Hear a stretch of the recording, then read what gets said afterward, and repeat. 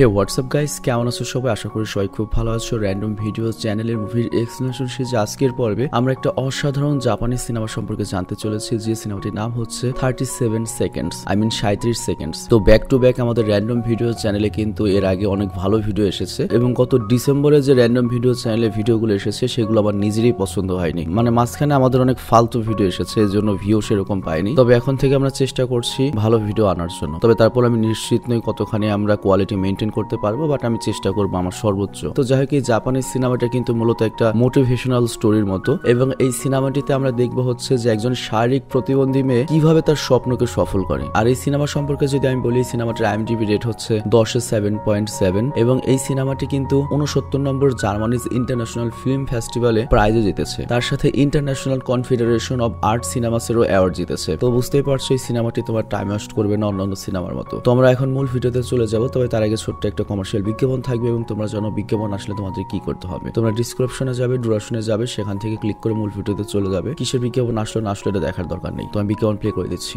Hello বন্ধুরা, আজ আমরা তোমাদের এমন একটা অ্যাপের সম্পর্কে বলতে চাই যে অ্যাপটির অফিসিয়াল পার্টনার হচ্ছে PSG, আর এখানে অনেকগুলো ম্যাচ খেলে ল্যাপটপ, আইফোন, স্মার্ট ওয়াচ এবং আরো অনেক ক্যাশ প্রাইজ জেতার সুযোগ রয়েছে। আর এই অ্যাপটাতে তুমি সকল ধরনের লাইভ ম্যাচের রেজাল্ট দেখতে পারবে, এবং সেই ম্যাচের স্কোর অনুমান করে গেমও খেলতে পারবে, যেমন কোন টিম জিতবে, কোন টিম কত রান করবে, কে সর্বোচ্চ স্কোর করবে। এছাড়া বিভিন্ন ধরনের গেম রয়েছে, সেগুলো খেলেও ইনকাম করতে পারো। আর রেজিস্টার করার সময় আমাদের যে প্রোমো কোডটা রয়েছে এটা ব্যবহার করলে প্রথম ডিপোজিটে 26,000 টাকা পর্যন্ত বোনাস পেতে পারো। আর এই টাকা তুমি খুব সহজে বিকাশ, ব্যাংক এবং অন্যান্য সহজ পদ্ধতির মাধ্যমে উঠাতে পারো। তো আর দেরি কিসের, ডিসক্রিপশনে প্রোমো কোড এবং পিন কমেন্টে প্রোমো কোড সহ সাইন আপ লিংক রয়েছে, সেটা ব্যবহার করে অ্যাকাউন্ট খোলো এবং ক্যাশ প্রাইজ যেটো। আর এখানে একটা কথা মনে রেখো, আমরা যে বিজ্ঞাপনী দিই না কেন, অনলাইন থেকে টাকা আয় করা তো সহজের একটা ব্যাপার নয়। তোমরা কোনোভাবে আর্থিক ক্ষতির সম্ভাবনা রয়েছে এমন কোনো ওয়েবসাইটে যাবে না। তো বিজ্ঞাপন শেষে আমরা মূল ভিডিওতে ফেরত আসলাম। তো এই সিনেমাটা যখন শুরু হয় তখন আমাদের 22 বছরের প্রতিবন্ধী একটা মেয়েকে দেখানো হয়, যার নাম হচ্ছে ইউমা, এবং সে ছোটবেলা থেকেই সেরিব্রাল পলসি নামের একটা অসুখে ভুগছে, যে কারণে তাকে সারা জীবন হুইল চেয়ারের সাহায্যে চলতে হয়। মানে ওর দুটো পা এবং একটা হাতে সমস্যা রয়েছে, এবং ওর ছোট ছোট প্রয়োজনের জন্য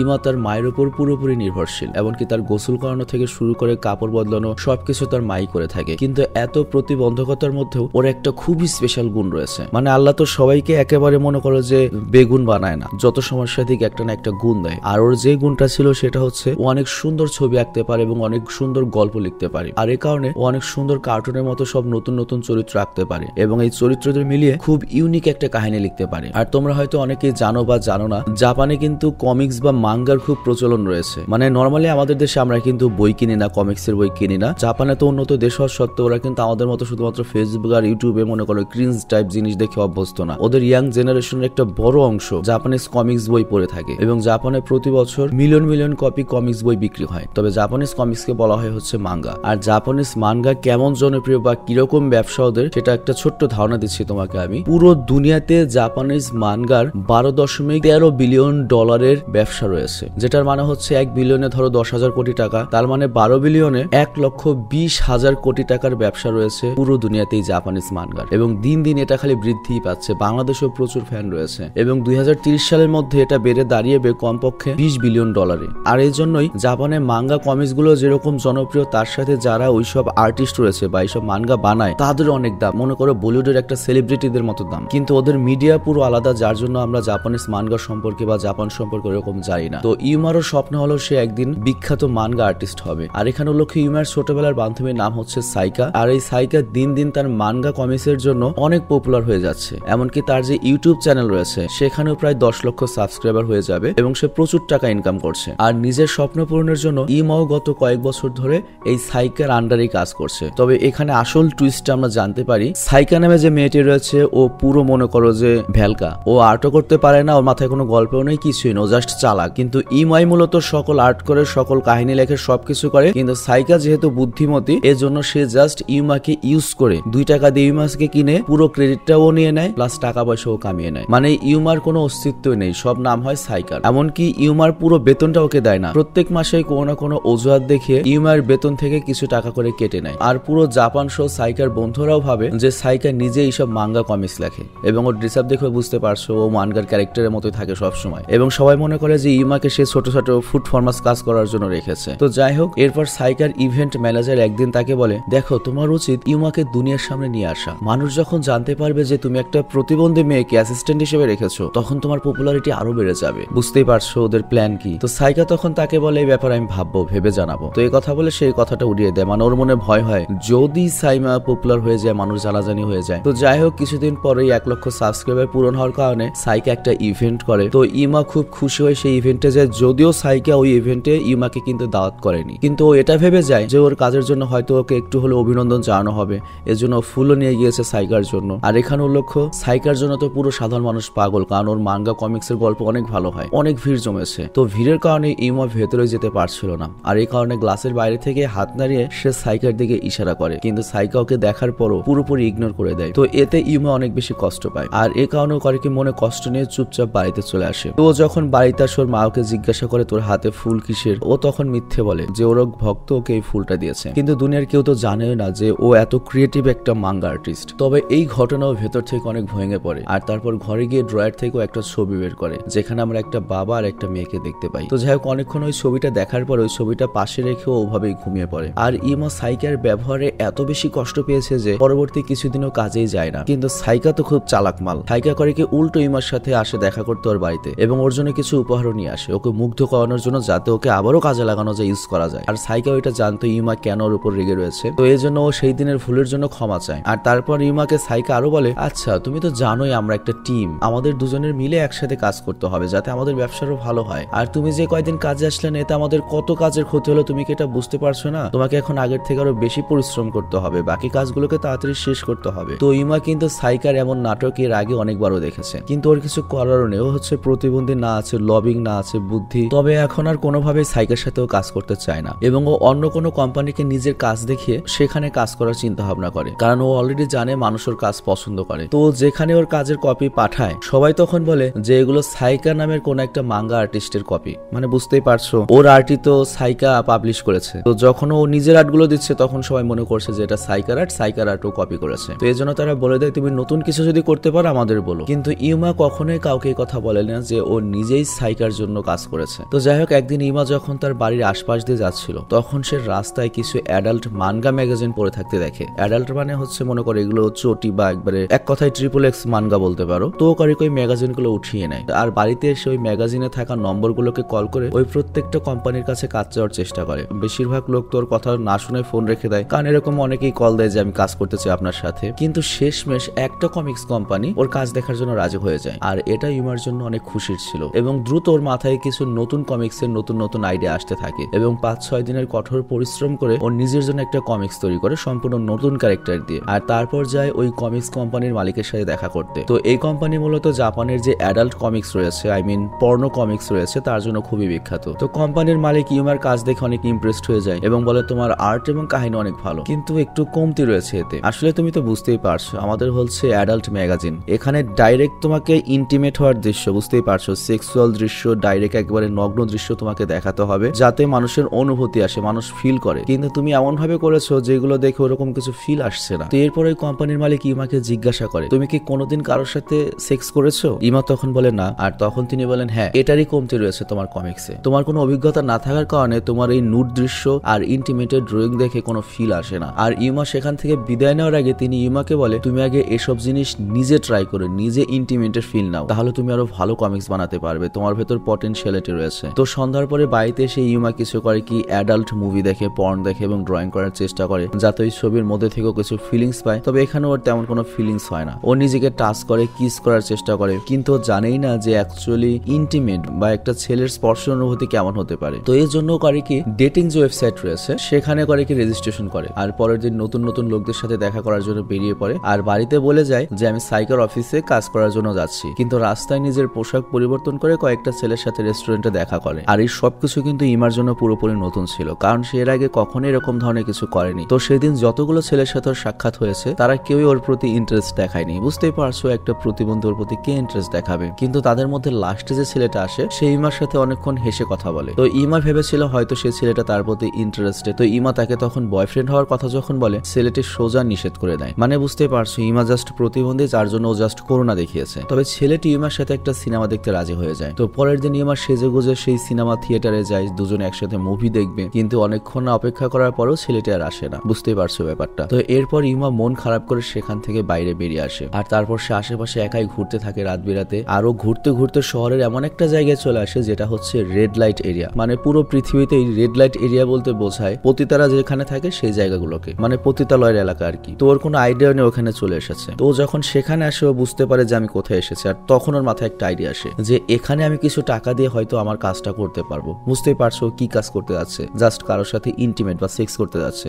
যাতে ওর আইডিয়া হয়। তো এরই মধ্যে ওর এক দালালের সাথে দেখা হয় এবং দালালের সামনে বোকা ইউমা করিকে নিজের ইচ্ছার কথা বলে। তো ওর কথা শুনে দালাল করিক ওর কাছে বেশি টাকা দাবি করে, কিন্তু ইউমা যে কোনো ভাবে সাকসেস হতে চায়। তো এই জন্য দালালের কথায় রাজি হয়ে যায়। আর পরের দৃশ্যে আমরা ইউমাকে নতুন ড্রেস আপে একটা বিল্ডিং এর ভেতর দেখতে পাই। তো ইউমা এখানে 1 ঘন্টা অপেক্ষা করার পরে একটা ছেলে এখানে আসে, আর এই ছেলেটা মূলত কল বয়। সে টাকার জন্য যে কারোর সাথে সেক্স করে আর কি। তো এসে যখন দেখে যে ইউমা প্রতিবন্ধী, সে ইউমার সাথে ইন্টিমেট হতে চায় না, কিন্তু যেহেতু অনেক টাকার ব্যাপার সে প্রসেস শুরু করে। তো ইউমা তখন কিস করতে চায় এবং বলতে চায় কিস করার অনুভূতি কেমন, কিন্তু বুঝতে পারছো ও তো প্রতিবন্ধী, তার উপর দেখতে ওরকম সুন্দর না। তো এই জন্য ছেলেটি বাহানা বানিয়ে ওকে কিস করতে না করে দেয়। তো ইউমার জন্য এই সবকিছু নতুন ছিল এবং অদ্ভুত ছিল। তো ও খুব অস্বস্তি ফিল করছিল। তো এই কারণে ছেলেটিকে মাঝপথেই চলে যেতে হয়। তো এর জন্য যেটা হয়, ইউমা যে অভিজ্ঞতার জন্য এখানে এসেছিল সেগুলো তো পাইনি, এর সাথে ওর জীবনের সবচেয়ে বাজে অভিজ্ঞতা এখান থেকে হয়ে যায়। তো এরপর ও যখন বিল্ডিং থেকে বাইরে বের হচ্ছিল অনেক রাত হয়ে গিয়েছে, যার জন্য দেখা যায় যে লিফট বন্ধ হয়ে গিয়েছে। আর তখন মিজারি নামে একটা কলগাল এখানে আসে। তো সেই ইউমার সাথে কথা বলে বুঝতে পারে যে মেয়েটা বিপদে রয়েছে।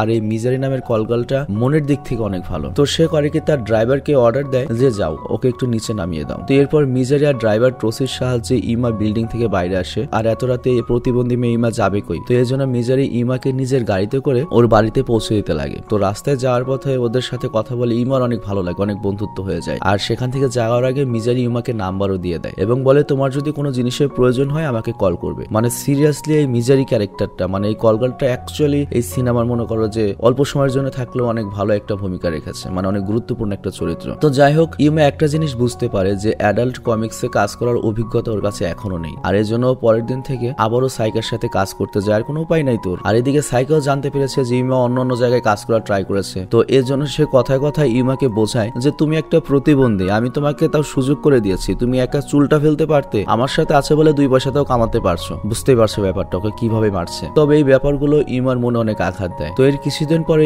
ইউমা আবার ওই কলগাল মিজারিকে কল করে। আর সত্যি বলতে মিজারি অনেক ধনী একটা কলগাল ছিল, মানে অলরেডি ওর কেরিয়ার শেষ, অনেক টাকার মালিক। তো সে যথেষ্ট ফ্রি থাকে এবং কিছুক্ষণ পরেই ইউমার সাথে দেখা করতে আসে। আর মিজারিও কেন জানি ইউমাকে অনেক পছন্দ করে এবং সে অনেক ভালো মতো বুঝে যে প্রতিবন্ধী হওয়ার কারণে ওর জীবনে না জানি কত কষ্ট রয়েছে, ও জীবনে না জানি কত কিছু মিস করেছে। তো এর জন্য সে ইউমাকে সময় দেয়। আর এখানে ইউমাও নিজের মাকে যেটা বলতে পারে না সেটা মিজারিকে বলতে পারে। তো মিজারি আজ সারাদিন ইউমার সাথে কাটায়, ওকে অনেক শপিং করিয়ে দেয় যেটা ইউমা সবসময় চাইতো। আর এদিকে সাইকা ইউমার মাকে কল দিয়ে বলে ও কিন্তু কাজে আসেনি আজকে। তো বাড়িতে ফেরার পরে ইউমার মা তাকে জিজ্ঞাসা করে তুমি কোথায় ছিলে? ইউমা বলে আজকে আমি ক্যাফেতে বসে কাজ করেছি। তোর মা তখন বলে তোমাকে একবার আমাকে বলা উচিত ছিল, কারণ তোমার বোঝা উচিত এই পৃথিবীটা কেমন, আজকাল মানুষের নজর ভালো না, আর মানুষের উপর এখন কিন্তু ভরসাই করা যায় না। কিন্তু ইউমা তখন ঘুরে বলে আমাকে নিয়ে তোমার এই বিষয়ে অন্তত চিন্তা করার প্রয়োজন নেই, আমার মতো প্রতিবন্ধী মেয়ের দিকে কেউ ফিরেও তাকায় না, আর এই দুনিয়া আমাকে এমন ভাবে ট্রিট করে যেন আমার কোনো অস্তিত্বই নেই। তো এটা বলেও মন খারাপ করে নিজের ঘরে চলে যায়। তো পরের দিন আমরা দেখতে পাই ইউমার মা নিজে করে কি সাইকার কাছে ইউমাকে ছাড়তে আসে এবং এটাও বলে যায় যে ছুটির পরে সন্ধ্যায় আমি ওকে নিতে আসবো। মানে বুঝতেই পারছি ইউমাকে খুব চেকে রাখছে। কিন্তু কিছুক্ষণ পরে ইউমা করে কি সাইকার সামনে শরীরে কথা খারাপ বলে সেখান থেকে বেরিয়ে যায়। আর আবারও মিজারিকে কল দেয়। আর তারপর ওরা চলে যায় হচ্ছে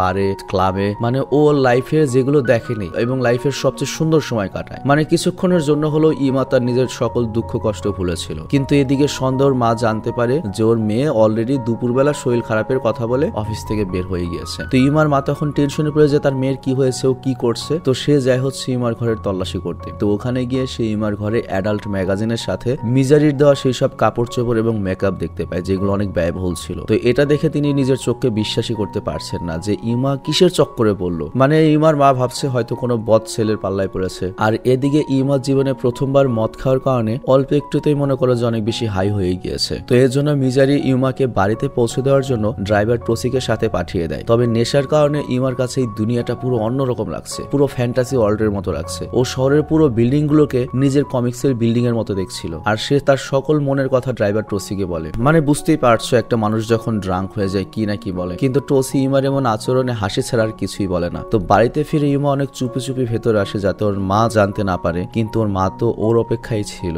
আর তারপর ইউমার ঘরে পাওয়া জিনিস দেখিয়ে জিজ্ঞেস করে এসব কি আর কবে থেকে এগুলো চলছে। ইউমা তখন বলে আমি চাইলেও তোমাকে সবকিছু বোঝাতে পারবো না। তো ইউমার মা তখন আজকের ইউমার মডার্ন পোশাক এবং মেকআপ মেকআপ দেখে পুরো রেগে যায় এবং জোর করে এইসব কাপড় খুলতে যায় যাতে গোসল করাতে পারে। কিন্তু যখনই তিনি কাছে যান দেখতে পান ইমার মুখ থেকে মদের গন্ধ আসছে। তো এই জন্য তিনি রেগে ইমাকে অনেক খারাপ কথা বলতে থাকেন। কিন্তু ইমা তখন ডাইরেক্ট প্রতিবাদ করা শুরু করে দেয়, বলে আমি কোনো বাচ্চা নই, আমি আমার কাজ নিজে করতে পারি, কিন্তু তুমি আমাকে কোনোদিন আমার কাজ করতে দাওনি। আর এই কথা বলে নিজেই বাথরুমে যেতে থাকে। কিন্তু ওর মা ওকে সাহায্য করতে চায়, কিন্তু ইমা তাকে সরিয়ে দিয়ে বলে তুমি হয়তো পৃথিবীতে জানাতে চাও যে আমার জন্য তুমি তোমার পুরো জীবন বলি দিয়ে দিয়েছো, তাই না? কিন্তু সত্যি বলতে তুমি এটা আমার জন্য কিছুই করোনি, বরং নিজের জন্য করেছো, কারণ তুমি একা থাকতে ভয় পাও। আর এর জন্যই তুমি আমাকে পুরোপুরি তোমার উপর নির্ভরশীল করেছো। আর তোমার এই ভুলের জন্যই হয়তো বাবা আমাদের রেখে ছেড়ে চলে গিয়েছে। তো ইমার মুখ থেকে এমন কথা শোনার পরে ইমার মায়ের মন পুরোপুরি ভেঙে যায় এবং তিনি ইমাকে বাথরুমে রেখে চলে যান। কিন্তু এখানে আমরা দেখতে পাই যে ইমার সত্যি সাহায্যের প্রয়োজন ছিল। ও সারা রাত চেষ্টা করে বাথটাব থেকে বেরোতে পারে না, মানে বুঝতে পারছো রে, এক হাত তো পঙ্গু, দুই পা পঙ্গু। তো পরের দিন সকালে ওর মা বাথটাব থেকে বের হতে সাহায্য করে। আর কাল রাত্রের ঘটনার জন্য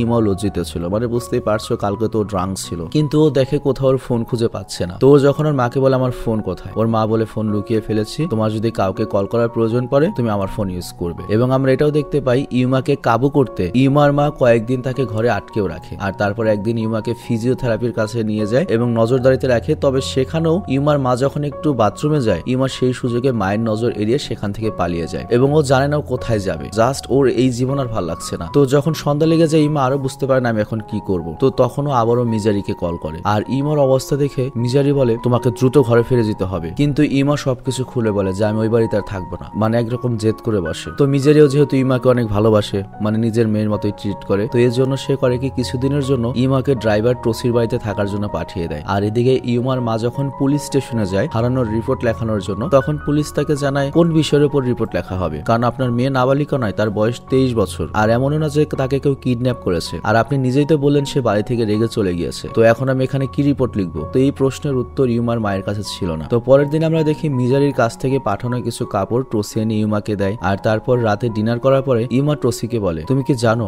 এমন একটা জিনিস রয়েছে আমার জীবনে যেটার জন্য আমি আজও আফসোস করছি। আর তারপর সে টসিকে তার বাবার পাঠানো একটা পোস্ট কার্ড দেখিয়ে বলে আমি কখনোই আমার বাবাকে দেখিনি। তো কিন্তু টসি তখন লক্ষ্য করে ওই পোস্ট কার্ডের পেছনে ছোট্ট করে একটা ঠিকানা লেখা রয়েছে। তো পরের দিনই সে করে কি ইউমাকে নিয়ে সেই ঠিকানাতে যেতে থাকে। আর এদিকে আমরা দেখি সাইকা এই বিষয় নিয়ে অনেক চিন্তিত যে ইমা আমার চাকরি ছেড়ে দিল। আর সাইকা খুব ভালো মতোই জানতো ইমাকে ছাড়া ওর কেরিয়ার শেষ। তো সাইকা তো পুরো পাগল হয়ে গিয়েছে এবং এই শালির সাথে এমনই হওয়া উচিত। আর ওদিকে অনেক ঘন্টার যাত্রার পরে ইমার টসি ফাইনালি সেই ঠিকানায় আসে যেখানে তারা একটা লোককে দেখতে পায়। তো ইমা মনে করে এটাই হয়তো তার বাবা হবে, কিন্তু সে বলে না আমি তোমার বাবা নই, আমি তোমার বাবার ছোট ভাই। আর তোমার বাবা মারা গিয়েছে আজ থেকে 5 বছর আগে এবং তিনি প্রত্যেক বছর তোমার জন্মদিনে একটা করে পোস্ট কার্ড পাঠাতো, কিন্তু হয়তো বাকি পোস্ট কার্ড গুলো তোমার মা কখনোই তোমাকে দেয়নি। তো এখানে ইমা আরেকটা গোপন রহস্য জানতে পারে যে ইমার যমজ আরেকটা বোন রয়েছে যার নাম হচ্ছে ইউকা, আর সে থাইল্যান্ডের কোন একটা কিন্ডারগার্টেন স্কুলের টিচার। তো ইমা তখন ঠিক করে নেয় তার বোনের সাথে সে দেখা করবেই, কিন্তু যাওয়ার আগে সে তার মাকে কল করে এবং বলে আমি একদম ঠিক রয়েছি আর কিছুদিন পরেই বাড়ি ফিরে আসবো, কিন্তু তার আগে আমি একটা জায়গায় যেতে চাই, একজনের সাথে দেখা করতে চাই যার সাথে দেখা করলে আমি আমার জীবনের সকল রহস্য জানতে পারবো। তো পরের দিন ইমা টসির সাথে থাইল্যান্ডে আসে। আর এখানে লক্ষ্য জাপানিজ পাসপোর্ট কিন্তু পৃথিবীর অন্যতম শক্তিশালী পাসপোর্ট। জাপান থেকে পৃথিবীর যে কোনো দেশে যাবে মোস্টলি তোমার কোনো ভিসা লাগে না, অন অ্যারাইভাল ভিসা দিয়ে দেয়। তো যাই হোক ইকা যখন থাইল্যান্ডে যায় ও জানতে পারে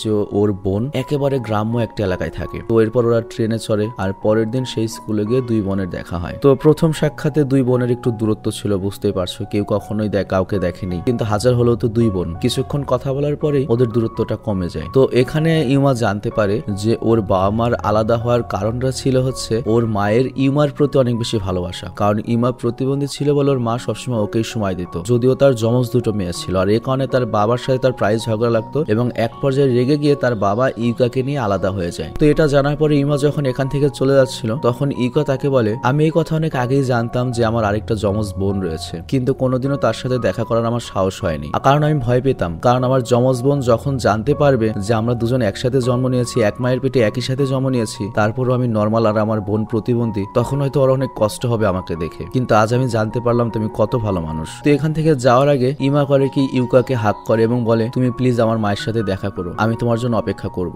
আর তারপর একে অপরকে বিদায় জানায়। আর এর পরের দিন ওরা জাপানের উদ্দেশ্যে রওনা হবে। তো আজকের সন্ধ্যা ওরা করে কি লোকাল একটা জায়গা এক্সপ্লোর করে। আর রাতে ঘুমানোর সময় ইমা করে কি টসিকে বলে আমার বোন আমার আগে জন্ম নিয়েছিল এবং তার 30 সেকেন্ড পরে আমি জন্ম নিয়েছিলাম এবং আমি জন্ম নেওয়ার 37 সেকেন্ড পর্যন্ত আমি কোনো নিঃশ্বাস নেইনি, আর এই কারণে আমার শরীরের অনেকখানি অংশ বিকলাঙ্গ হয়ে গিয়েছে। তো সারা জীবন আমার পস্তাওনি ছিল যে আমি কেন প্রতিবন্ধী হলাম। তবে আজকে আজকে আমার বোনকে দেখে আমি বুঝলাম যে আমার জায়গায় যদি আমার বোনের এই অসুখটা হতো তাহলে হয়তো আমার আরো বেশি কষ্ট লাগতো, কিন্তু ভালো হয়েছে, অসুখটা আমারই হয়েছে, আমার বোন সুখে রয়েছে। তো যাই হোক, পরের দিন আমরা দেখতে পাই ওরা দুজন জাপানে আসে আর ইউমা তার মায়ের সাথে দেখা করে এবং ইউকার বানানোর ছবিটা দেখায়, মানে ওর বোনের বানানোর ছবিটা দেখায় এবং সেখানে কেটে যাওয়ার সকল কথা ওর মাকে বলে এবং বলে তোমার মেয়ে তোমার সাথে দেখা করতে আসতে চায়। তো এই কথা শুনে ওর মা পুরো আবেগ আপ্লুত হয়ে পড়ে এবং তার মায়ের মন থেকে অনেক বড় একটা বোঝা হালকা হয়ে যায়, যেটাকে তিনি বিগত 23 বছর যাবত মনে রেখে দিয়েছিলেন।